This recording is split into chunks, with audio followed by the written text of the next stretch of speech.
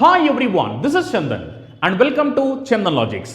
Actually మనందరూ తెలిసిన విషయం ఏంటంటే ఆల్రెడీ మనం అర్థమెటిక్, రీజనింగ్, అడ్వాన్స్ మ్యాథ్స్ సంబంధించి ఒక స్పెషల్ బ్యాచ్ని లాంచ్ చేశాం. ఈ బ్యాచ్లో జాయిన్ అయిన చాలా మంది స్టూడెంట్స్ మమ్మల్ని అడిగింది ఏమిటంటే జిఎస్కి సంబంధించి కూడా ఒక స్పెషల్ బ్యాచ్ని లాంచ్ చేయండి అని చాలా మంది స్టూడెంట్స్ మమ్మల్ని అడగడం జరిగిందనమాట.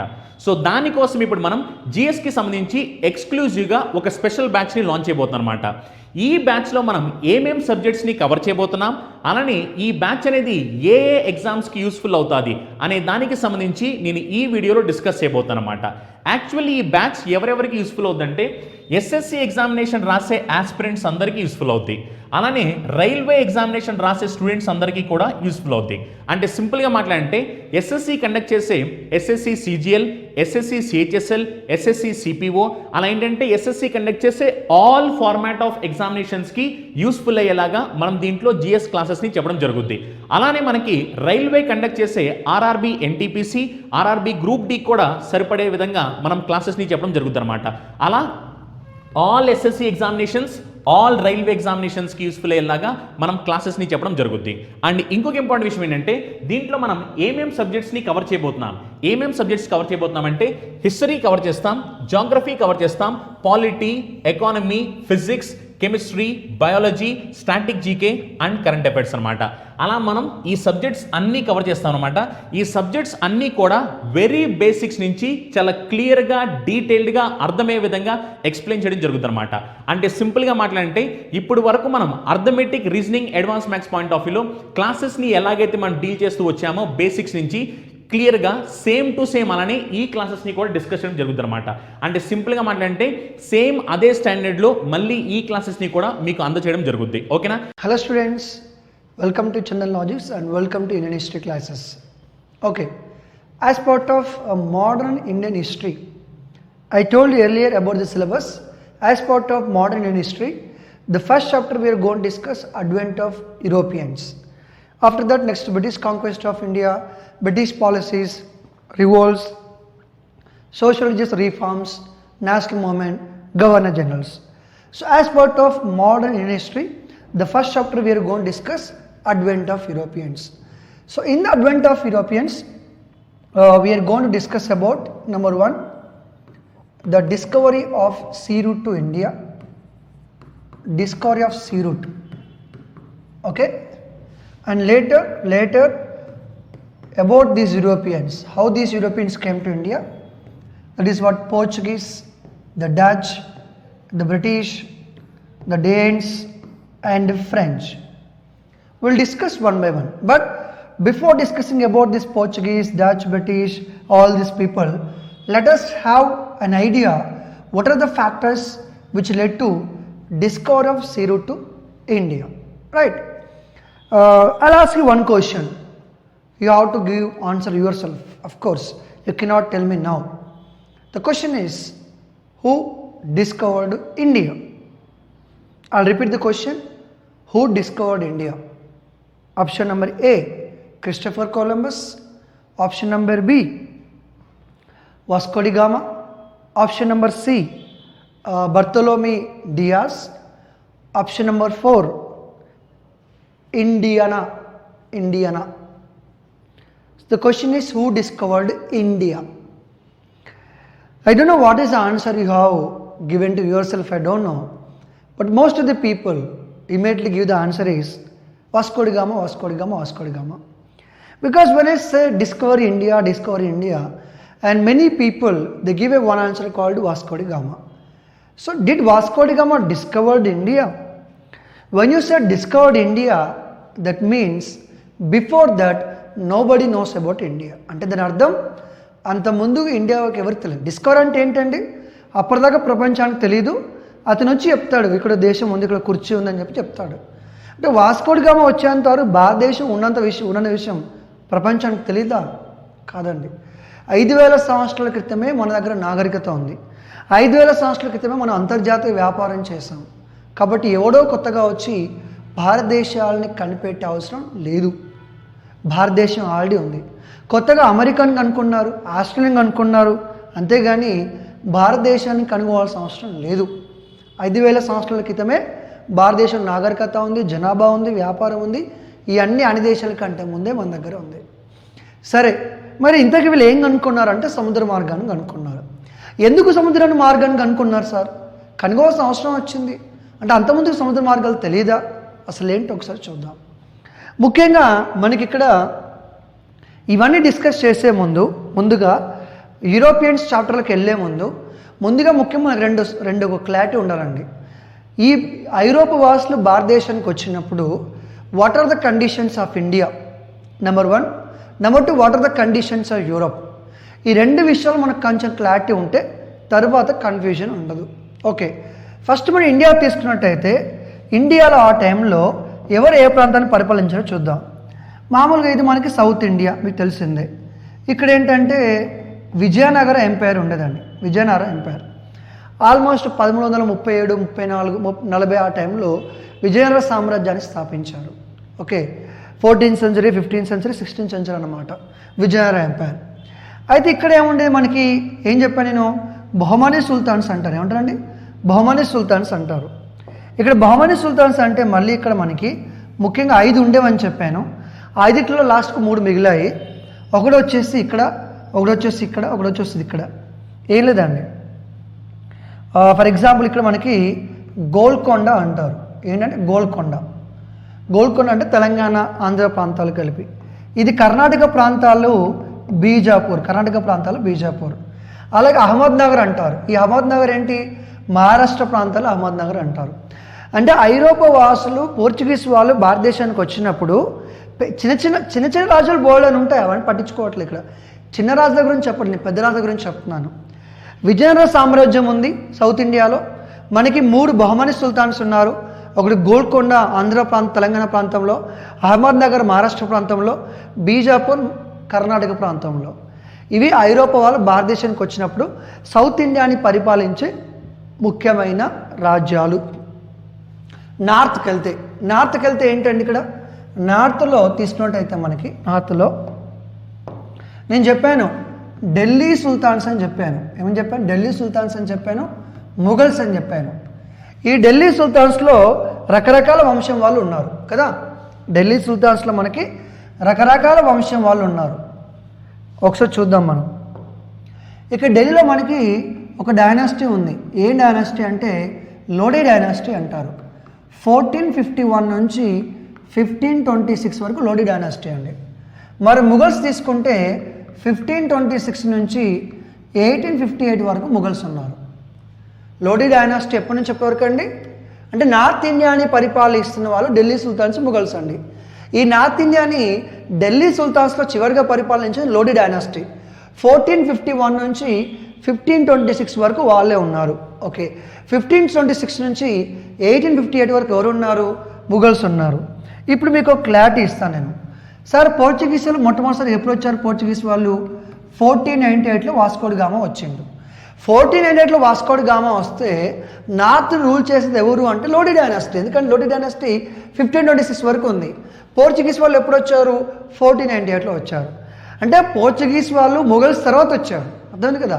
పోర్చుగీస్ వాళ్ళు ముందు వచ్చారు, ఇక్కడికి వచ్చారు, సౌత్ ఇండియాకి వచ్చారు. ఐరోపా వాసులు వచ్చింది సౌత్ ఇండియాకి, నార్త్ ఇండియా కదా, అది గుర్తుపెట్టుకోండి. ఐరోపా వాసులు వచ్చింది సౌత్ ఇండియాకి వచ్చారు. అంటే వాస్కో డి గామా సౌత్ ఇండియాకి వచ్చినప్పుడు నార్త్ ఇండియన్ రూల్ చేస్తుంది ఎవరు సార్? లోడీ డైనాసిటీ రూల్ చేస్తున్నారు. తర్వాత డచ్ వాళ్ళు వచ్చారు. 1602లో డచ్ కంపెనీ ఏర్పాటైంది. 1605 కల్లా వచ్చేసారు. అలాగే బ్రిటిష్ వాళ్ళు వచ్చేసారు. 1599లో కంపెనీ ఏర్పాటు చేస్తే బ్రిటిష్ వాళ్ళు 1608 కల్లా ఆల్మోస్ట్ భారతదేశానికి వచ్చేసారు. మరి ఈ 1602లో 1608లో నార్త్ ఇండియన్ పరిపాలించేది ఎవరు అంటే ముఘల్స్ అండి. ఎందుకంటే చూడండి, ముఘల్స్ ఎప్పుడు వచ్చారు? 1526లో. డచ్ వాళ్ళు ఎప్పుడు వచ్చారు? 1605లో. బ్రిటిష్ వాళ్ళు ఎప్పుడు వచ్చారు? 1608లో. అంటే ఏంటి? పోర్చుగీస్ వాళ్ళు వచ్చారు, నార్త్లో ముఘల్స్ వచ్చారు, తర్వాత మళ్ళీ డచ్ వాళ్ళు వచ్చారు, బ్రిటిష్ వాళ్ళు వచ్చారు. మీకు క్లారిటీ ఉండాలి ఎవరి తర్వాత ఎవరు వచ్చారని చెప్పేసి. ఈజ్ ఇట్ క్లియర్ నా? పోర్చుగీస్ వాళ్ళు వచ్చినప్పుడు విజయనగర ఎంపైర్ ఉంది, బీజాపూర్ సుల్తాను, గోల్కొండ, అహ్మద్నగర్, లోడీస్ ఉన్నారు. ఇన్ కోర్స్ ఆఫ్ ఎవరు వచ్చారు? ముఘల్స్ వచ్చారు. ముఘల్స్ ఎక్కడికి వచ్చారు? నార్త్ ఇండియాకి ముఘల్స్ రావడం జరిగింది. నార్త్ ఇండియాకి ముఘల్స్ వచ్చారు, ఇక్కడ ఏర్పాటు చేసుకున్నారు. So this what I want to give an idea, ఎవరు రూల్ చేస్తున్నారు ఇండియా అని చెప్పేసి ఒక అవగాహన ఉండాలి. Okay, so when the Portuguese entered in to India, north India ruled by Lodis later in course of time we have the Mughals. Okay, ఈ మొఘల్స్లో కూడా మళ్ళీ మనకి చక్రవర్తుల పేరు కనుక క్లియర్గా తీసుకున్నట్టయితే నేను మళ్ళీ చెప్తాను. సో అక్బర్ అనుకోండి ఫర్ ఎగ్జాంపుల్ 1556 నుంచి 1605 ఆల్మోస్ట్ 5 వరకు అక్బర్ ఉన్నాడు. అలాగే జహాంగీర్ మళ్ళీ ఈ పేజీకి వస్తాను నేను. 1605 నుంచి ఆల్మోస్ట్ 1627 ఎవరు జహాంగీర్ ఉన్నాడు. మరి అక్బర్ కంటే ముందు ఎవరు ఉన్నారంటే హుమయూన్ ఉన్నాడు, బాబర్ ఉన్నాడు, డిఫరెంట్ పీపుల్ ఉన్నారు. Okay, what ever maybe. Is it clear? Okay, well go to next page. Europe. అసలు యూరోప్లో ఏం జరుగుతుంది? ఇక్కడ మనకి మేజర్ కొన్ని కంట్రీస్ ఉన్నాయి యూరోప్లో. This is what Britain, every one knows that. Here is we have a country called Portuguese, here we have a country called Spain. This is Portuguese, this is Spain. ఇక్కడ తీసుకుంటే మనకి ఏంటి, మనకి Turkey ఉంటుంది, Italy ఉంటుంది, grace ఉంటుంది, Italy ఉంటుంది, రకరకాల కంట్రీస్ ఉంటాయి. Usually from the ancient time in Europe we have a great empire called Roman empire. ఏంటండి?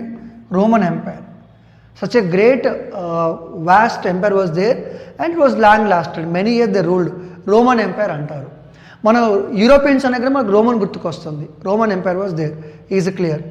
In course of time this Roman empire was divide into 2 parts. అంటే majority of the Europe ruled by Romans, that is called west Roman, east Roman empire. అంటే Roman సామ్రాజ్యం 2 భాగాలకు విడిపోయింది. దీంట్లో ముఖ్యంగా వచ్చేసి మనకి ఈస్ట్ రోమన్ ఎంపైర్ అంటారు, అది ఈ ప్రాంతంలో ఉంటుంది. ఈస్ట్ రోమన్ ఎంపైర్ ఈ ప్రాంతంలో ఉంటుంది. సామ్రాజ్యం ఎప్పుడు ఒకేలాగా ఉండదు కదండి. మెల్లిమెల్లిగా సామ్రాజ్యం కూడా కుచించుకుపోయి చిన్నగా మారే అవకాశం ఉంటుంది. ఇప్పుడు మనం ఎప్పుడు డిస్కస్ చేస్తున్నాం?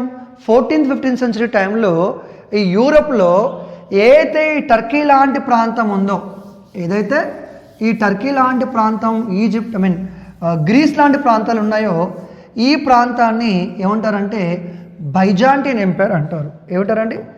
Byzantine umpire. సార్ ఇందాక మీరు బిజాంటియన్, ఇందాక ఈస్ట్ రోమన్ అన్నారు, ఇప్పుడు బిజాంటిన్ అంటారు. అదే అండి, ఈస్ట్ రోమన్ ఎంపైర్నే ఏమంటారు? బైజాంటిన్ ఎంపైర్ అంటారు. మీరు గుర్తుపెట్టుకోవాల్సిన అవసరం ఏంటంటే యూరోప్లో ఒకప్పుడు రోమన్ ఎంపైర్ ఉండేది, 2 భాగాలకు విభజించబడింది. ఒకదాన్ని ఈస్ట్ రోమన్ ఎంపైర్ అంటారు. ఆ ఈస్ట్ రోమన్ ఎంపైర్ ఈ టర్కీ, ఈ గ్రీస్ లాంటి ప్రాంతాల్లో ఉండేది. ఆ ఈస్ట్ రోమన్ ఎంపైర్ని ఏమంటారు? బైజాంటిన్ రూలర్ అంటారు. Is it clear? ఓకే, అసలు యూరోప్లో ఏం జరుగుతుంది అంటే, number 1 in Europe certain developments were happened in the Europe. Certain developments. ఏంటి డెవలప్మెంట్స్ అంటే ది షిప్ బిల్డింగ్ ఇండస్ట్రీ, అలాగే new industries, then development of agriculture. యూరోప్లో గ్రాడ్యువల్గా ఏమవుతుందంటే ఈ షిప్లు తయారు చేయడం, వాటికి ఇంపార్టెన్స్ ఇవ్వడం, కొత్త ఇండస్ట్రీస్ రావడం, దాంతోపాటు అగ్రికల్చర్ డెవలప్మెంట్ అవ్వడం, ఇలా యూరోప్లో చాలా మార్పులు వస్తున్నాయి. అంటే అతి వేగంగా అభివృద్ధి చెందుతుందని చెప్పొచ్చు. కొత్త అధునాతిక టెక్నాలజీ వాడుతున్నారు ఆ టైంలో. ముఖ్యంగా దీనికి కారణం వచ్చేసి ఏంటంటే యూరోప్లో మనకి రినైజాన్స్ అంటారు. ఏమంటారు? Renaissance. What is the renaissance sir? Renaissance అంటే ఏంటి? సాంస్కృతిక పునర్జీవనం అంటారు. Revival or rebirth of ancient culture is called renaissance. నేను యూరోప్లో జరిగే మార్పులు చెప్తున్నాను. ఒకటి, యూరోప్లో కొత్త పుంతలు తొక్కుతుంది, అగ్రికల్చర్ డెవలప్మెంట్ కానీ, షిప్ బిల్డింగ్ ఇండస్ట్రీ కానీ, కొత్త ఇండస్ట్రీస్ వచ్చాయి ఒకటి. రెండోది వచ్చేసి రినైజాన్స్ అంటే సాంస్కృతిక పునర్జీవనం అంటారు. అంటే యూరోప్లో కూడా మతపరంగా, సామాజిక పరంగా చాలా సమస్యలు ఉన్నాయి. వాళ్ళకు చాలా సమస్యలు ఉన్నాయి.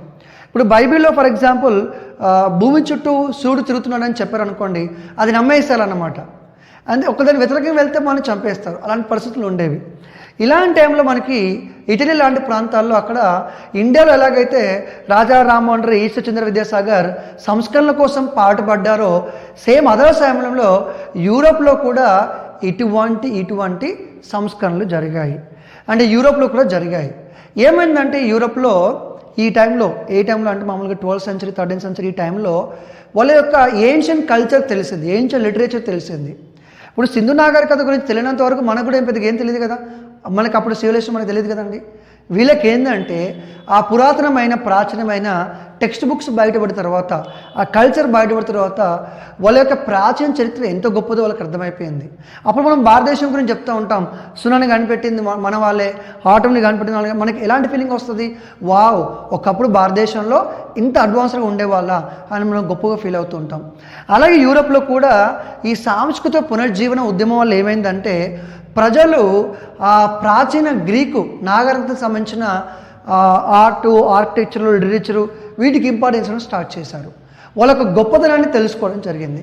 అలాంటి గొప్పతనం మళ్ళీ కావాలనుకున్నారు.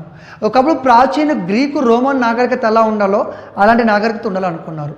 ఇప్పుడు ఏమైందంటే ఈ టైంలో ఈ సైన్స్ మీద, టెక్నాలజీ మీద ఎక్కువ కాన్సన్ట్రేషన్ చేశారు. అంటే ఏంటి? ప్రజల ఆలోచన విధాల్లో కొంచెం మార్పు వచ్చింది. ఎటువంటి మార్పు వచ్చింది?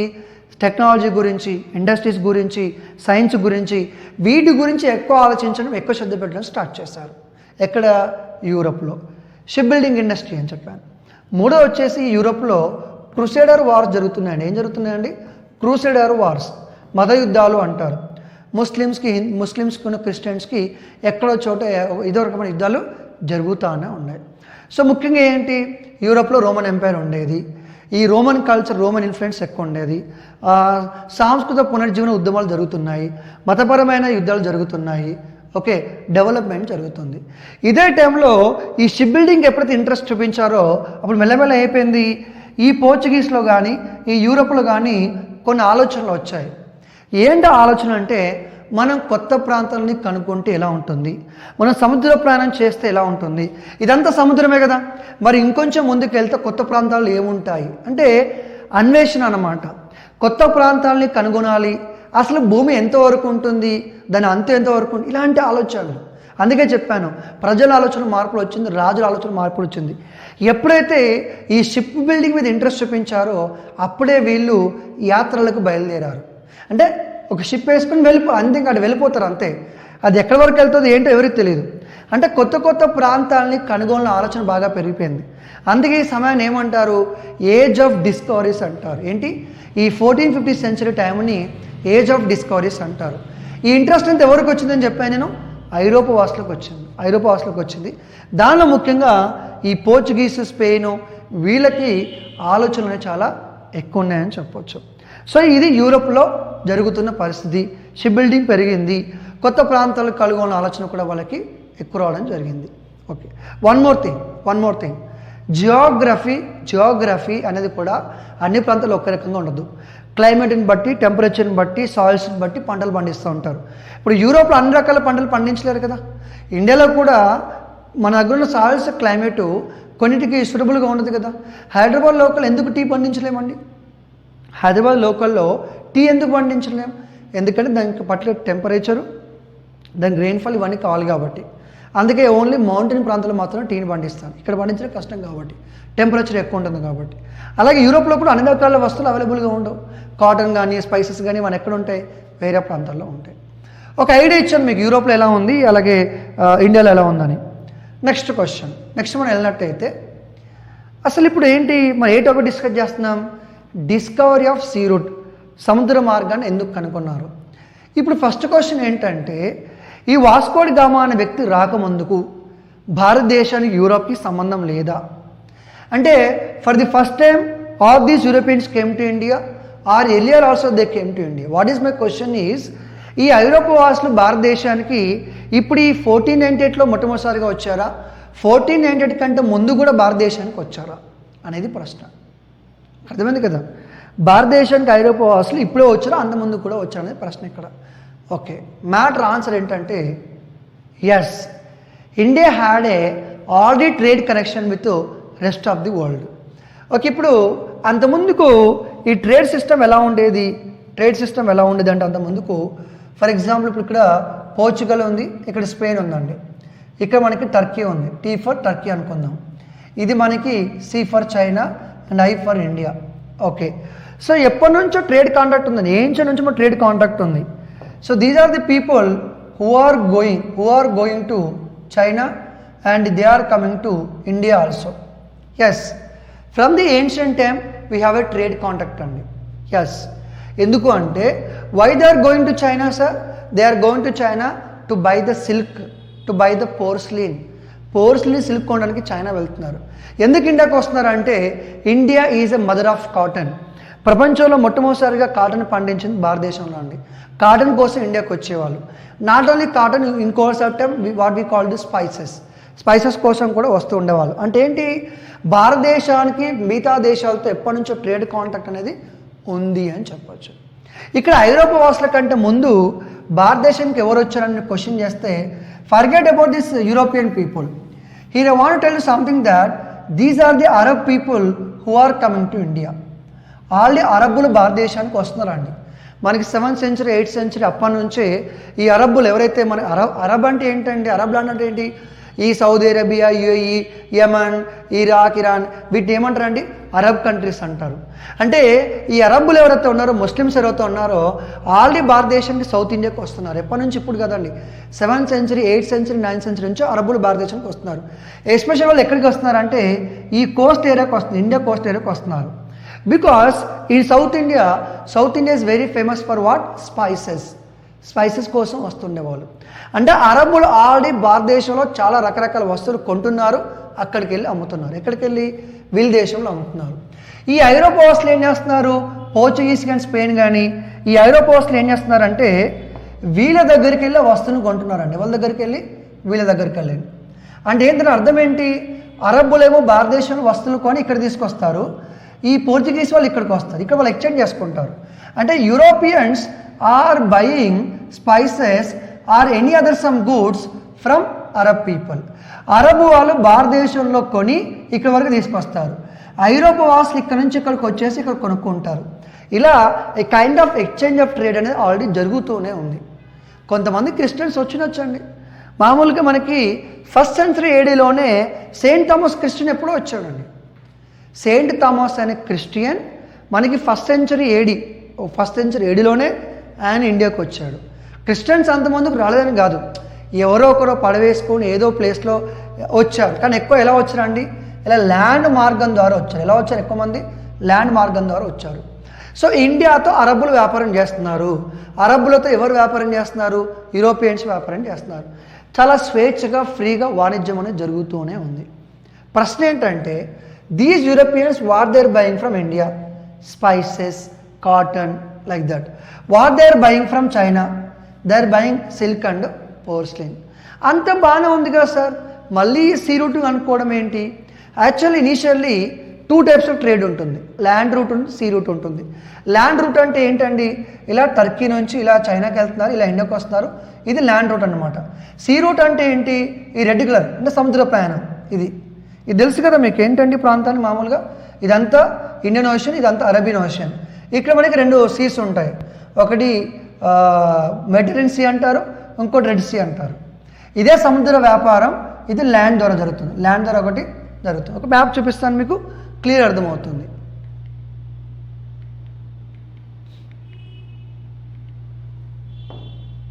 ఓకే, ఇది మ్యాప్ చూడండి. ఇది మనకి ట్రేడ్ అండి, ఒరిజినల్గా ఇది ఏంటి ట్రేడ్ అండి. ఇలా వస్తున్నారు, ఇలా యూరోపియన్స్ ఇలా వస్తున్నారు అందరూ కూడా, ఇక్కడ నుంచి ఇక్కడికి వస్తున్నారు. ఇది సెంటర్ పాయింట్ అనమాట. టర్కీ అనేది సెంటర్ పాయింట్, ఇక్కడ టర్కీ అనేది సెంటర్ పాయింట్. ఇక్కడ నుంచి ఇలా చైనాకి వెళ్తున్నారు, ఇలా చైనాకి వెళ్తున్నారు, ఇలా చైనాకి వెళ్తున్నారు. ఓకే, దాంతోపాటు ఇక్కడ మనం తీసుకున్నట్టయితే ఈ ప్రాంతం తీసుకున్నట్టయితే ఇలా ఈ విధంగా ఇండియాకి వస్తున్నారు.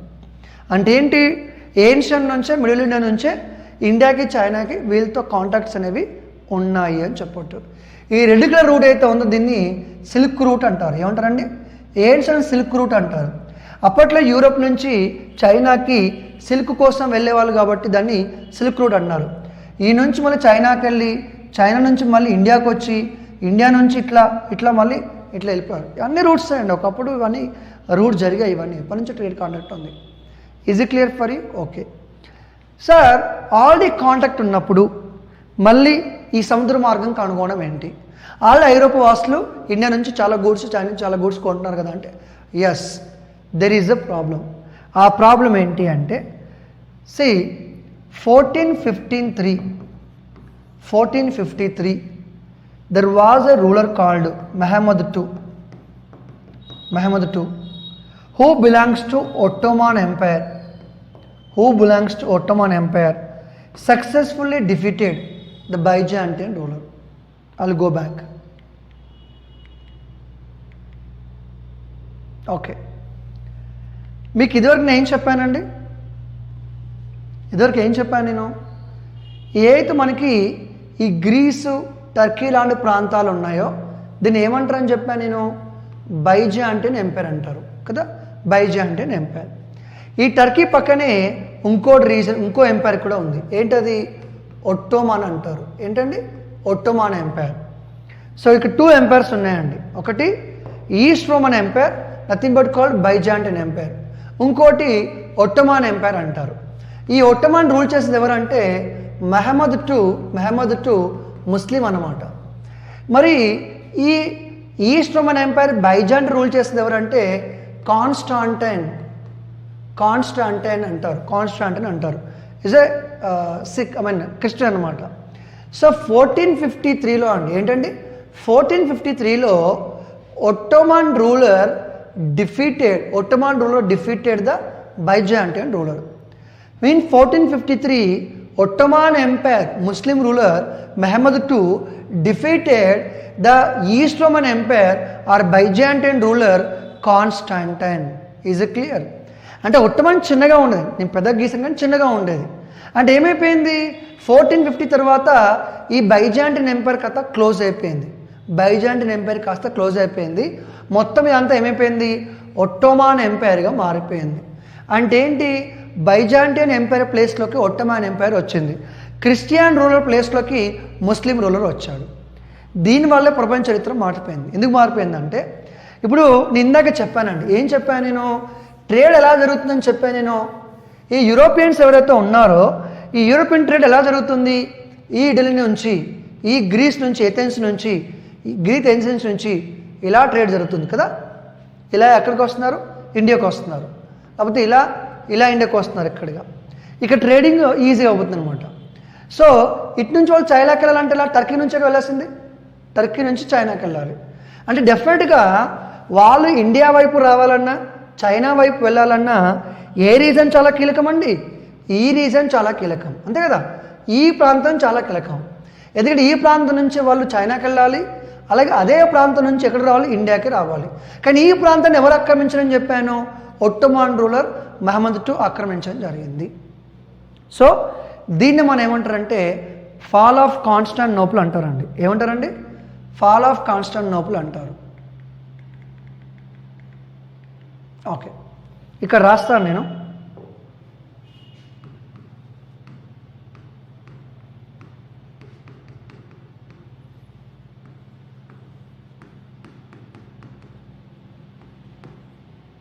Byzantine Ottoman. So Byzantine ruler ఎవరని చెప్పాను నేను? కాన్స్టాంటైన్. ఒట్టోమాన్ రూలర్ ఎవరని చెప్పాను? Mehmed II. Byzantine empire capital city ఏంటి? క్యాపిటల్ సిటీ వచ్చేసి కాన్స్టాంటినోపిల్. ఈ బైజాంటిన్ ఒట్టోమాన్ అంటే ఏ ప్రాంతానికి సంబంధించింది? టర్కీ ప్రాంతానికి సంబంధించింది. కాన్స్టాంటినోపుల్ అంటే మోడర్న్ ఇస్తాంబుల్ అండి. ఏం జరిగింది మ్యాటర్ ఇక్కడ అంటే very simple thing. Okay, Ottoman ruler, Muslim ruler defeated Byzantine ruler. Ottoman ruler Mehmed II defeated the Byzantine ruler Constantine. Ottoman Empire Muslim, Byzantine Empire is a Christian. ఎప్పుడైతే ఒకప్పుడు Roman empire చాలా పెద్దగా ఉండేదండి, చిన్నగా అయిపోయింది, ఆయన రోమన్ ఎంపైర్ కూడా పోయింది. ఎప్పుడైతే ముస్లిం రూలర్ కాన్స్టాంటినోపిల్ని బైజాంటిన్ ఎంపైర్ డిఫీట్ చేశాడో so many people felt that this end of Christianity. ఎందుకంటే వాళ్ళు చెప్పడానికి పెద్దగా ఎంపైర్స్ ఏమి లేవు కాబట్టి అలా భావించడం జరిగింది. సరే, ఇప్పుడు మళ్ళీ మనం బ్యాక్ వెళ్దాం. ఒకసారి బ్యాక్ వెళ్ళినట్టయితే ఇక్కడ మన మ్యాటర్ ఏంటి? ఒకప్పుడు ట్రేడ్ సజావుగా జరుగుతుంది కదా, జరుగుతుంది. ఇప్పుడు ఏమైపోయింది? ఈ ఏరియాని ఎవరు కాంకర్ చేశారు? మెహమ్మద్ II కాంకర్ చేశాడు, ముస్లిం కాంకర్ చేశాడు. ఇప్పుడు ఏదైనా కంట్రోల్లోకి వచ్చింది కాబట్టి ఈ పోర్చుగల్ పీపుల్ కానీ, స్పెయిన్ పీపుల్ కానీ, ఫ్రాన్స్ పీపుల్ కానీ వీళ్ళు చాలా ఈజీగా ఈ ఏరియాని క్రాస్ చేసి చైనాకి కానీ ఇండియాకి వెళ్ళగలుగుతారా? పోనీ వెళ్ళలేకపోయినా ఈ అరబ్ మర్చెంట్స్ దగ్గర నుంచి అంత ఈజీగా సులభంగా గూడ్స్ కొంటారా? కొనరండి. ఇప్పుడు నేను యూరోపియన్ని, పోర్చుగీస్ నుంచి ఇక్కడ వరకు వచ్చాను, అరబ్ దగ్గర గూడ్స్ కొందాం అనుకుంటున్నారు. అప్పుడు ఈ ఏరియా ఎవరి కంట్రోల్ ఉంది? మహమ్మద్ కంట్రోల్ ఉంది. కాబట్టి ఆయన చెప్పింది మనం వినాలి. ట్యాక్స్ కట్టాలి అంటాడు. ఇప్పుడు ఫర్ ఎగ్జాంపుల్ నేను పోర్చుగీస్ పర్సన్ ఏం చేశాను, అంతకుముందు ఫ్రీగా ఎటువంటి ట్యాక్స్ ఏం లేకుండా ఇక్కడ అరబ్ దగ్గర గూడ్స్ కొనుక్కొని తీసుకెళ్ళి ఎక్కువ రేట్కి అమ్ముతున్నాను. ఇప్పుడు ఈ మహమ్మద్ ఏం చేశాడు, ఇక్కడికి ఎవరైతే యూరోపియన్లు వస్తున్నారో వాళ్ళ మీద రిస్ట్రిక్షన్స్ పెట్టాడు. ఏంటి రిస్ట్రిక్షన్స్? కానీ ట్యాక్స్ ఇంపోజ్ చేయడానికి కానీ. So the Mohammed imposed restrictions on these European traders who want to go to India or who want to go to China or who are buying goods from Arab merchants. ఈ area మొత్తం ఈయన కంట్రోల్లోకి వెళ్ళిపోయింది కాబట్టి ఈయన మొత్తం Europeans, Portuguese, Spain మీద మొత్తం రిస్ట్రిక్షన్స్ పెట్టేశాడు. ఇప్పుడు ఇమీడియట్గా పోర్చుగీస్ పీపుల్ ఒక డైలమా వచ్చేస్తుంది. అరే ఇన్ని రోజులు మంచిగా ఫ్రీగా వ్యాపారం చేసుకున్నాం, మోడ రిస్ట్రిక్షన్స్ పెడుతున్నాడు, ట్యాక్స్ ఒక కట్టాల్సి ఉంటుంది, ప్రైస్ పెరిగిపోతుంది, అంత ఫ్రీగా వ్యాపారం జరగట్లేదు, అసలు ఎట్లా వ్యాపారం చేయాలి? ఒకవైపు ఏమో పోర్చుగీస్లో, స్పెయిన్లో చాలా ప్రాంతాల్లో ఇండియన్ గూడ్స్కి డిమాండ్ ఎక్కువ, స్పైసెస్కి డిమాండ్ ఎక్కువ. ఎందుకు స్పైసెస్ వాడతారు అంటే spices can use for preserving as a meet. మాంసాన్ని ఎక్కువ రోజులు ఉంచడానికి స్పైసెస్ని వాడేవాళ్ళు అనమాట. సో ఇండియన్ కాటన్ మీద చాలా డిమాండ్ ఎక్కువ ఉంది. ఒకవేమో రిస్ట్రిక్షన్స్ ఉన్నాయి, ఇంకో వైపు డిమాండ్ ఎక్కువ ఉంది, ఇంకో ప్రైస్ ఎక్కువ ఉంది.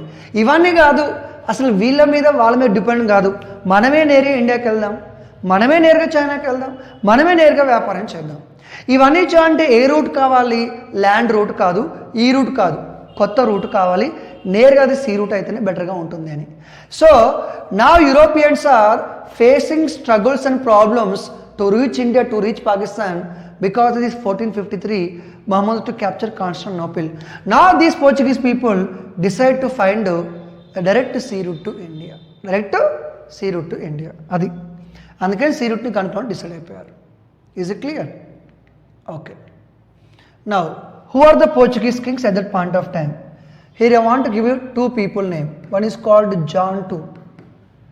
Second one is called Manuel. Manuel I or like that. Later one more person is called John III. Who are these people, sir? These are the Portuguese kings. Apart from these Portuguese king, one more person is there, the Henry. Henry the Great Navigator. Henry the Great Navigator. Who is this Henry, sir? He was actually not a king, he was a prince actually. ఆయన prince అన్నమాట. ఏం చేసినా చూద్దాం. ఇప్పుడు ఇది Portuguese Spain కదండి, Portuguese Spain కదా. ఈ హెన్రీ ద గ్రేట్ నావిగేటర్ ఏం చేశాడంటే మెల్లమెల్లగా షిప్పులు తీసుకొని ఈ ఆఫ్రికా కోస్టల్ ఏరియాస్ ఉన్నాయి కదా, ఈ ప్రాంతాలకు వెళ్ళడం ప్రారంభించారు. అంటే ఏంటి? These people from Portuguese and Spain వాళ్ళ షిప్పులు తీసుకొని ఈ ఈ జాగ్రఫికల్ ఏరియా గుండా మెల్లిమెల్లిగా ఈ ప్రాంతాలకు వెళ్ళడం ప్రారంభించారు. అంటే ఏంటి? By this time they already have an idea about the Africa. వాళ్ళ ఆఫ్రికా గురించి ఎంతో కొంత ఐడియా ఉంది. దాంతోపాటు ఇటు నుంచి వెళ్తే ఇండియా వస్తుందన్న ఐడియా కూడా వాళ్ళకి ఎంతో కొంత ఉంది. ఓకే, అర్థమైంది కదా మీకు? ఆఫ్రికా గురించి ఐడియా ఉంది ఇంతవరకు ఇండియాకు ఇట్లా వెళ్ళొచ్చిన విషయం మాత్రం తెలుసు వాళ్ళకి. అరబ్ మర్చెంట్స్ వెళ్ళరు కాబట్టి. ఇప్పుడు వాళ్ళ ఉద్దేశం ఏంటంటే ఎలాగైనా నేరుగా మనకి ఇండియాకి సీ రూట్ కనుక్కోవాలి. ఇండియాకి సీ రూట్ కనుక్కోవాలంటే కష్టంగా ఇలా మనం ఎంతవరకు కిందికి వెళ్ళాలో ఏంటో తెలియదు. దీన్ని క్రాస్ చేసి ఇక్కడ వరకు వెళ్ళాలి, కానీ రూట్ తెలియదు. ఈ ఆఫ్రికా ఎంత పెద్ద ఉందో కూడా తెలియదు వాళ్ళకి. ఎక్కడో తెలుసు అండి, ఇక్కడ వరకు మాత్రమే తెలుసు. Is it clear? Henry the great navigator encouraged so many people to find to discover sea route to India. ఆయన చాలామందికి ఎంకరేజ్మెంట్ ఇచ్చాడు, మీరు ఇండియాకి సీ రూట్ కనుక్కోవాలని చెప్పేసి. That is what henry the great navigator. అప్పుడు పోర్చుగీస్ కింగ్, స్పెయిన్ కింగ్ ఏం చేస్తారంటే ఈ సేలర్స్ అంటారు కదా, నావిగేటర్స్ ఉంటారు కదా, వాళ్ళకి చెప్పేవాళ్ళు, మేము మీకు పర్మిషన్ ఇస్తున్నాము, మీకు 3 షిప్పులు ఇస్తాము, డబ్బులు ఇస్తాము, మీరు వెళ్ళి ఆ సముద్ర మార్గాన్ని కనుగొనండి అని. So the Portuguese and Spain kings encourage sailors to discover sea route to India, to discover many places, is it clear? Okay, right. Now who are the important people who tried discover sea route to India? Okay, the first person is Bartolome Diaz.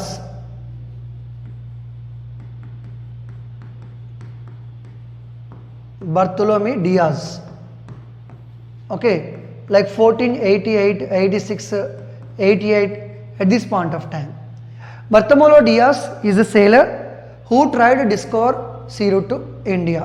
ఈ టైంలో ఇండియాకి sea route discover చేయడానికి try చేయడం జరిగింది. మనం plan అంటే చూద్దాం.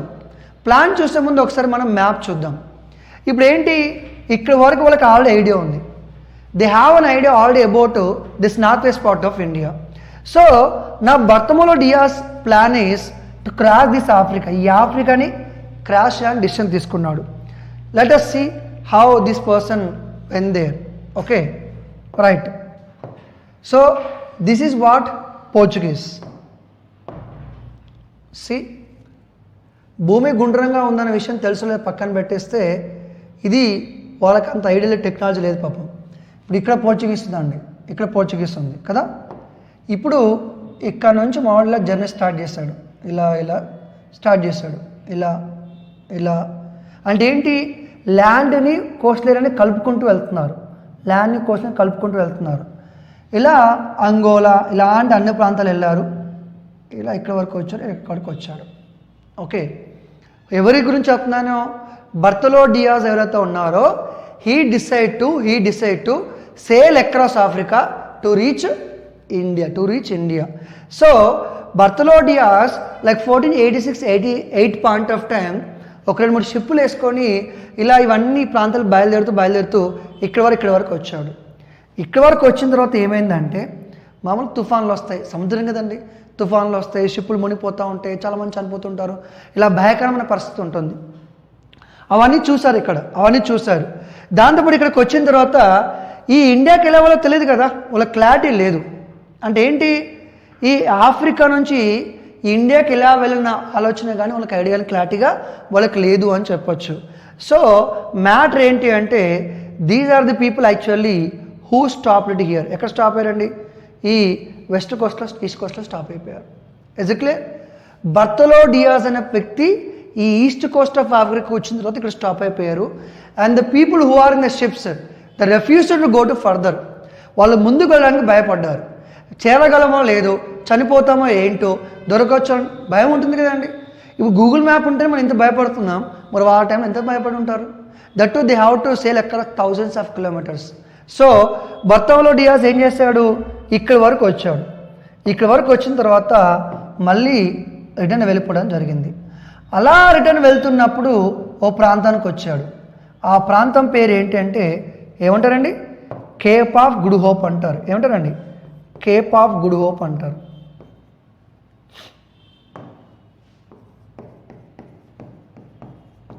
చాలామందికి ఒక క్లారిటీ లేదండి. Many people are thinking that cape of good hope is the southern most part of Africa. కాదండి, cape of good hope southern tip of Africa అదే ఖచ్చితంగా కాదు, కొంచెం మీదికే ఉంటుంది. క్లియర్. రెండోది వచ్చేసి ఈయన బర్తలో డియాస్ ఏం చేస్తాడంటే రిటర్న్లో వస్తున్నప్పుడు ప్రస్తుతం మనం పిలుచుకుంటున్న కేప్ ఆఫ్ గుడ్ హోప్ దగ్గర ఆగాడు ఆయన. రిటర్న్లో వస్తున్నప్పుడు కేప్ ఆఫ్ గుడ్ హోప్ అనే ప్రాంతం మనం ఏదైతే ఇప్పుడు పిలుచుకుంటున్నామో అప్పుడు కేప్ ఆఫ్ గుడ్ హోప్ అనే ప్రాంతం కాదు, అది తర్వాత పెట్టారు ఆ పేరుని, బట్ మనం ఆ పదం వాడుతున్నాం. సో డియాజ్ టైంలో ప్రస్తుతం మనం పిలుచుకుంటున్న కేప్ ఆఫ్ గుడ్ దగ్గర ఆగి ఆ ప్రాంతాన్ని మనం కనుగొని తర్వాత దాని కేప్ ఆఫ్ గుడ్ అనే పేరుని వేరే వాళ్ళు పెట్టారు. So finally the Bartolomeu Dias again ఈ came back to Portuguese. So Bartolomeu Dias tried to find sea route to India, but he sailed across Africa. He reached up to this southern and east coast of Africa. He was failed. Clear. Diaz. Later, this person name is called Christopher Columbus. Who is this person? Christopher Columbus. 1492 టైంలో అండి, 1492 టైంలో Christopher Columbus ఈయన పాపం 4 years try చేశాడు సముద్రం కనుగొనడానికి. అంత easy కాదండి, ఏదో ఊరిపోయినట్టు కాదండి. నువ్వు కొన్ని 100 kilometers ట్రావెల్ చేయాలి. ఒక షిప్లో వెళ్ళడం కుదరదు కదండి. ఒక షిప్లో వెళ్ళావు, అది సముద్రంలో మునిగిపోతే మరి ఎట్లా? కాబట్టి అట్లీస్ట్ మినిమం 3 ships కావాలి. And each and every ship should contain some crew members. వంట చేసేవాళ్ళు, టెక్నాలజీ తెలిసిన వాళ్ళు, ఇలా చాలామందికి కావాలి, పని చేసే వాళ్ళు కావాలి. అక్కడికి వెళ్ళాక మనం వ్యాపారం చేయడానికి కావాలి, ఫైట్ చేయడానికి జనాలు కావాలి. అంటే 3 షిప్పుల్లో ఒక్కో షిప్ అట్లీస్ట్ 30 మంది, 40 మంది, 50 మంది ఇలా మందితో ఉండాలి. ఫుడ్ కూడా కావాలి, టెక్నాలజీ కావాలి. ఇవన్నీ ఎలా వస్తాయండి? అదే రాజుగారు పర్మిషన్ ఇచ్చారనుకోండి, రాజుగారు పర్మిషన్ ఇస్తే ఇవన్నీ వాళ్ళే సమకూరుస్తారు కాబట్టి. whatever may be, they need the permission of king. That is the most important thing. Christopher Columbus tried almost so many years to get the permission. ఫైనల్గా క్వీన్ ఇజాబెల్లా కానీ, క్వీన్ ఇజాబెల్లా, వాళ్ళ king Fernandes, these are the people given permission to Christopher కొలంబస్కి permission ఇచ్చారు, షిప్పులు ఇచ్చారు, మనోడు journey start చేయాలి. Christopher Columbus idea ఏంటో ఒకసారి చూద్దామండి. క్రిస్టఫర్ కొలంబస్ ఐడియా ఏంటో చూద్దాం.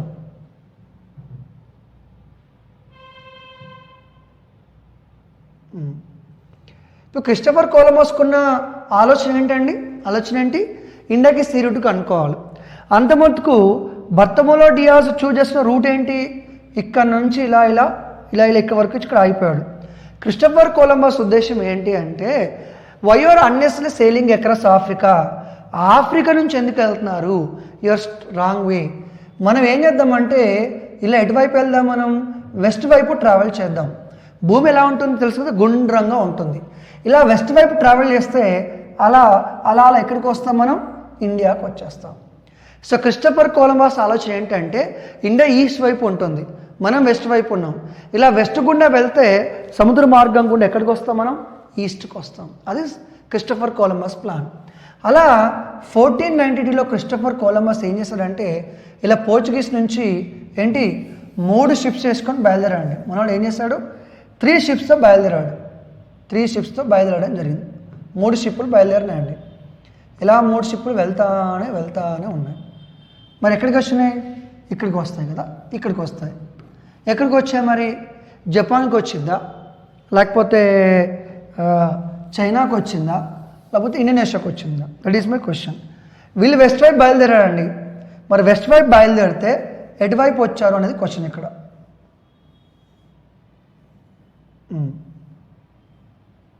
ఎక్కడి వరకు వచ్చాడు? ఆన్సర్ చెప్పాను నాకు. క్రిస్టఫర్ కొలంబస్ వెస్ట్ గుండా స్టార్ట్ చేసిన జర్నీ ఇక్కడ ఆయన రష్యాకి రీచ్ అయ్యాడా, చైనాకి రీచ్ అయ్యాడా, ఇండోనేషియాకి రీచ్ అయ్యాడు, ఎక్కడ రీచ్ అయ్యాడు? ఎందుకంటే జర్నీ ఎక్కడ స్టార్ట్ చేశాడు ఆయన? ఇక్కడ వెస్ట్కి స్టార్ట్ చేశాడు, ఇక్కడ స్టార్ట్ చేశాడు. ఇక్కడ స్టార్ట్ చేస్తే మొత్తం సముద్రమే కదా, కంప్లీట్గా సముద్రమే. ఇలా సముద్రం గుండా ప్రయాణిస్తున్న క్రిస్టఫర్ కొలంబస్ ఇటువైపు ఎక్కడికి వచ్చాడు? రష్యాకా, చైనాకా, ఇండోనేషియాకా, జపాన్కా? అదేంటి సార్ మీరు అమెరికాని ఎట్లా మర్చిపోయారు? అమెరికా ఉంది కదా అంటే, అమెరికా ఉందనే విషయం నీకు తెలుసు, నాకు తెలుసు. మరి కొలంబస్కి ఎట్లా తెలుసు? కొలంబస్కి తెలియదు. ఇక్కడ మీరు తెలుసుకోవాల్సిన విషయం ఏంటంటే, క్రిస్టఫర్ కొలంబస్ ఆలోచన ఏంటి అంటే, ఇప్పుడు ఇది పోర్చుగీస్ కదా, ఇక్కడ నుంచి ఇలా బయలుదేరదాం అనుకున్నాడు మనోడు. ఇలా బయలుదేరితే నేరుగా ఏమొస్తుంది అనుకున్నాడు? ఇండియా వస్తుంది అనుకున్నాడు. ఇలా ఏమొస్తుంది అనుకున్నాడు? ఏషియా వస్తాను అనుకున్నాడు. కానీ మ్యాటర్ ఏంటంటే, మనోడికి ఈ మధ్యలో అమెరికా ఉందనే విషయం మనోడికి తెలియదు అనమాట. మధ్యలో మనోడికి అమెరికా ఉందనే విషయం తెలియదు. గుడ్డిగా మనోడు ఏమనుకుంటున్నాడు? Christopher Columbus ఏమనుకుంటున్నాడు? ఇలా మనం పోర్చుగీస్ నుంచి బయలుదేరితే నెక్స్ట్ వచ్చేది ఏషియా అనుకుంటున్నాడు. కానీ ఇంత పెద్ద సముద్ర మార్గం ఉందని, అంత పెద్ద దూరం ఉందని, మధ్యలో అమెరికా ఉందనే విషయం క్రిస్టఫర్ కొలంబస్కి తెలియదు, చాలామందికి తెలియదు. Is it clear for you? Okay. So ఫైనల్గా ఏం జరిగిందో చూద్దాం. ఫైనల్గా ఏం జరిగిందంటే, క్రిస్టఫర్ కొలంబస్ అనే వ్యక్తి తన జర్నీని స్టార్ట్ చేశాడు. ఎక్కడి నుంచి? పోర్చుగీస్ నుంచి స్టార్ట్ చేశాడు. ఇలా పోర్చుగీస్ స్టార్ట్ చేస్తూ ఎక్కడి వరకు వెళ్ళాడు? 3 షిప్పులు ఎక్కడి వరకు వెళ్ళాడు అంటే ఇక్కడ వరకు వచ్చాడు. So he went up to that అమెరికాకు వెళ్ళడం జరిగింది. ఇదండి మ్యాప్ ఉపన్యస్తాను, మీకు కొంచెం క్లారిటీ వస్తుంది. సో క్రిస్టఫర్ కొలంబస్ ఏమనుకున్నాడు? ఇలా వెస్ట్ వైపు వెళ్తే ఈస్ట్ వైపు వస్తున్నాను. ఇలా క్రిస్టఫర్ కొలంబస్ జర్నీ స్టార్ట్ చేసి ఇక్కడ వరకు వచ్చాడు. ఇక్కడ ఉండే ఏరియా పేరు ఏంటంటే బహమాస్ ఐలాండ్స్ అంటారు. ఏమంటారండి? బహమాస్ ఐలాండ్స్ అంటారు. 1492 క్రిస్టఫర్ కొలంబస్ స్టార్ట్ ఈ journey and move towards Bahamas islands. అలా క్రిస్టఫర్ కొలంబస్ ఏమనుకున్నాడు? ఇది ఏషియా అనుకున్నాడు. వాడు ఏమనుకున్నాడు? అది ఏషియా అనుకున్నాడు. ఎందుకంటే ఇక్కడ ఒక కాంటినెంట్ అనే విషయం చాలామంది తెలియదు. ఈ థాట్ దట్ ఏషియా. కానీ తెలియని విషయం ఏంటంటే, ఆయన చనిపోయేంత వరకు ఏమనుకున్నాడు? అది ఏషియా అని అనుకున్నాడు. సో క్రిస్టఫర్ కొలంబస్ ఓవరాల్గా మొత్తం 4 టైమ్స్ వచ్చాడండి. క్రిస్టఫర్ కొలంబస్ 4 4 టైమ్స్ వచ్చాడు. 4 టైమ్స్ కూడా ఇక్కడిక్కడే తిరిగాడు తప్ప ఇది క్రాస్ చేయాల. 4 టైమ్స్ కూడా దాన్ని ఏషియా అని అనుకున్నాడు. ఏమనుకున్నాడు? ఏషియా అని అనుకున్నాడు. తర్వాత 1506లో చనిపోయాడు. క్రిస్టోఫర్ కొలంబస్ 1506లో చనిపోయాడు. So Christopher Columbus actually plan to discover sea route to India. Christopher Columbus plan to discover sea route to India, but he was accidentally discovered America. ఇండియాని కనుక్కునే ప్రాసెస్లో అమెరికాని కనుక్కున్నాడు. మ్యాటర్ ఏంటంటే అది కొత్త రాజ్యం, కొత్త ప్రదేశం, అమెరికా అనే విషయం కొలంబస్ తెలియదు. పాపం ఏసీ అనుకొని చనిపోయాడు. ఎందుకంటే అప్పటికి ఇక్కడ పెద్ద సివిలైజేషన్, ప్రజలు, జనాభా అంతా ఏమీ లేదు. Later in course of time there was a person called Amerigo Vespucci. Amerigo Vespucci. ఈ అమెరిగో వెస్పుక్కి అనే పర్సన్ తర్వాత ఈ ప్రాంతాలన్నీ తిరిగాడు. తిరిగి ఇది ఏషియా కాదు, ఇది కొత్త రాజ్యము, కొత్త ప్రపంచం అని చెప్పాడు. ఎవరు? అమెరిగో వెస్పుక్కి. అంటే క్రిస్టోఫర్ కొలంబస్ కనుక్కొని చాలామంది ఏషియా అనుకుంటే అమెరిగో వెస్పుక్కి వచ్చి ఇది కొత్త ప్రపంచము అన్నాడు. అప్పుడు ఏం చేస్తారు? ఇన్ కోర్స్ ఆఫ్ టైం ఒక జర్మన్ మ్యాపర్ ఏం చేస్తాడంటే అరే అమెరిగో వెస్పుక్కి వల్ల మనకు తెలిసింది కాబట్టి ఈ ప్రాంతానికి అమెరికా అని పేరు పెట్టాడు. అమెరిగో వెస్పుక్కి మీద ఏమొచ్చింది? ప్రాంతానికి అమెరికా అని పేరు వచ్చింది. అందుకే ఇది సౌత్ అమెరికా, నార్త్ అమెరికా, ఇప్పుడు అమెరికన్స్ అంటున్నాం. అర్థమైంది కదా మీకు? ఓకే. సో అది మ్యాటర్. అమెరిగో వెస్పుక్కి అనే పర్సను క్రిస్టోఫర్ కొలంబస్ టైంలో, క్రిస్టోఫర్ కొలంబస్ తర్వాత ఇక్కడికి వచ్చి ఇది ఏషియాలకు అనిపించట్లేదు, ఇది ఏషియా కాదు, కొత్త ప్రపంచము అన్నాడు. సో అప్పటి నుంచి దానికి అమెరికా అనే పేరు వచ్చింది. మ్యాటర్ ఏంటంటే ఇద్దరి గురించి డిస్కస్ చేస్తాం మనం. ఒకటి డియాస్, ఆఫ్రికా వెళ్ళి తిరిగి వచ్చాడు. కొలంబస్ ఇండియాకి రాకుండా ఇంకెక్కడికో పోయాడు మనోడు. ఇద్దరు ఫెయిల్ అయ్యాడు. But finally the third person. Who is the third person? Vasco da Gama. Vasco da Gama 1498. Vasco da Gama 1498 he start the journey. But Vasco da Gama ఎంచుకున్న మార్గం ఏంటి? వాస్కో డి గామా ఎంచుకున్న మార్గం ఏంటంటే same బర్తమోలో Dias మార్గం అండి. బర్తమోలో Dias బతికే ఉన్నాడు. ఇంకా బర్తమోలో డియాస్ ఎంచుకున్న మార్గాన్ని ఈయన కూడా ఎంచుకున్నాడు. ఓకే. సో మనకేంటి? ఫస్ట్ ఆఫ్ ఆల్ బర్తమోలో డియాస్ అనే వ్యక్తి ఇక్కడి వరకు వచ్చాడు. ఎప్పుడు? 1486-88 టైంలో. తర్వాత మన క్రిస్టోఫర్ కొలంబస్ ఇక్కడి వరకు వెళ్ళాడు. ఎప్పుడు? 1492లో క్రిస్టోఫర్ కొలంబస్. ఇప్పుడు మనకి ఎవరు? Vasco da Gama. Vasco da Gama same Dias రూట్నే ఫాలో అయ్యి ఇక్కడి వరకు వచ్చి ఇండియాకి రావడం జరిగింది. So finally 1498 Vasco da Gama May reached India and ఈ reached a place called Calicut. Calicut అనే ప్లేస్ని రీచ్ అవ్వడం జరిగింది. Okay. 1498 May he was reached a place called Calicut in Kerala. That's it. Finally Vasco da Gama discovered sea route to India in 1498 in the month of May by reaching Calicut which is part of the Kerala. So this is how Vasco da Gama discovered sea route to India. Remember, Vasco da Gama discovered sea route to India. Okay, you are giving credit, okay, but don't give the solo credit to Vasco da Gama, because Vasco da Gama reached here already because with the help of Diaz. Diaz was helped Vasco da Gama to reach here. He was given guidance, and Vasco da Gama reached here, and from this place he had helped by a person called Abdul Mazid. Okay, Indian sailor help తీసుకొని ఈ Africa నుంచి ఎక్కడి వరకు వచ్చాడు? ఇండియాకి రావడం జరిగింది. అలా ఇండియన్ దారి చూపెట్టాడు. ఆఫ్రికా నుంచి ఇండియా వైపు దారి చూపెట్టింది ఎవరండి? ఇండియన్. అలా మనకి కేరళలో ఉన్న క్యాలికట్ అనే ప్రాంతానికి మే 1498 రీచ్ అవ్వడం జరిగింది. This is what called discover of sea route to India. Okay. Who are the 3 people? Yes, these are 3 people. One is Diaz, second one Christopher Columbus, and third one Vasco da Gama. See, from this chapter we discussed what are the factors which led to discover sea route to India. Number 1, what are the conditions of India? Number 2, what are the conditions of Europe? సముద్ర మార్గాన్ని కనుగొనాల్సిన అవసరం ఎందుకు వచ్చింది? ఎందుకంటే Ottoman ruler బైజెంట్ rule defeat చేశాడు కాబట్టి ఆ area తన కంట్రోల్లోకి వచ్చింది కాబట్టి ఐరోపా వాసుల రెస్ట్రిక్షన్స్ పెట్టాడు కాబట్టి ఐరోపా వాసులకి ఇండియా స్పైసెస్ ఇండియా కాటన్ ఇవన్నీ కావాలి కాబట్టి కొత్త మార్గం కోసం ట్రై చేశారు. ఆ కొత్తగా మార్గం కనుగొనే ప్రాసెస్లో ఒక ఆయన ఆఫ్రికా వరకు వచ్చి వెళ్ళాడు, ఇంకో ఆయన అమెరికా వైపు వెళ్ళాడు, మరో అతను ఇండియాకి సక్సెస్ఫుల్గా రావడం జరిగింది. So this is what an idea about how they discovered sea route to India.